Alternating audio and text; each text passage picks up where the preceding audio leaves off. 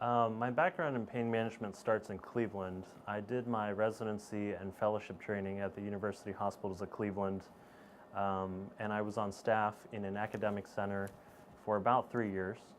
I taught residents and I wrote a chapter on procedures.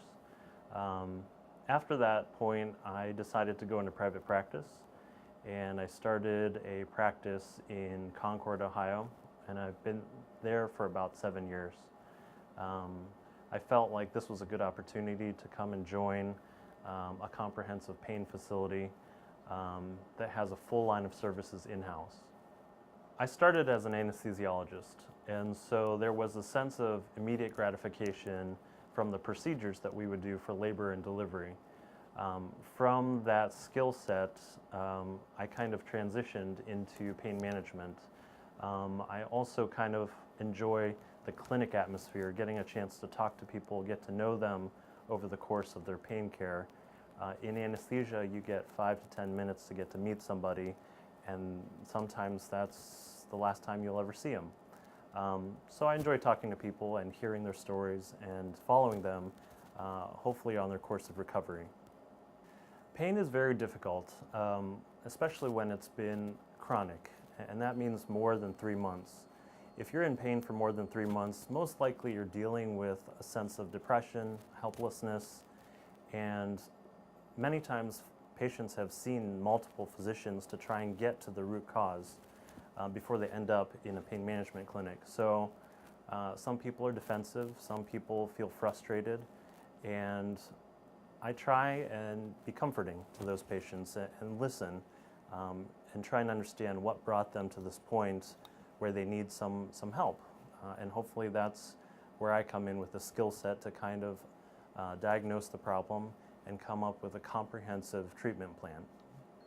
So I'm comfortable with all treatment modalities for chronic pain. I like to start with a conservative approach.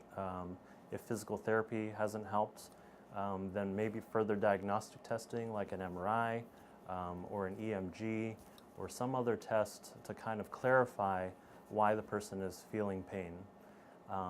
When those things don't help, I can assist with medication management. We do like to start with non-narcotics first, but if narcotics come into the picture, that could be something that we could manage, again, conservatively. And procedures. Nerve blocks and injection treatments can sometimes create a window of pain relief, and that can give us some time to come up with a long-term strategy. I'm very comfortable with spinal cord stimulation. These are implantable pain devices that can use electricity in the spinal cord to kind of scramble the pain signals coming from the back and legs. I've been doing this type of treatment for almost 10 years now. Every year there are new devices that come out. There are new programming strategies, and I like to stay involved with the leading edge of technology.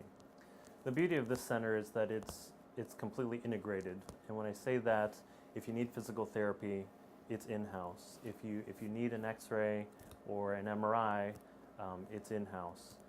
So it keeps everything very close-knit, and if I need to look at an MRI, I can pull it up on a computer and show a patient in detail without having to call another facility and ask for a report or wait for the patient to come back on a second trip to review images. There's also a treatment center here, a surgery center for procedures, including injections and potentially implantable devices. And so that's what attracted me to this, was that everything was here.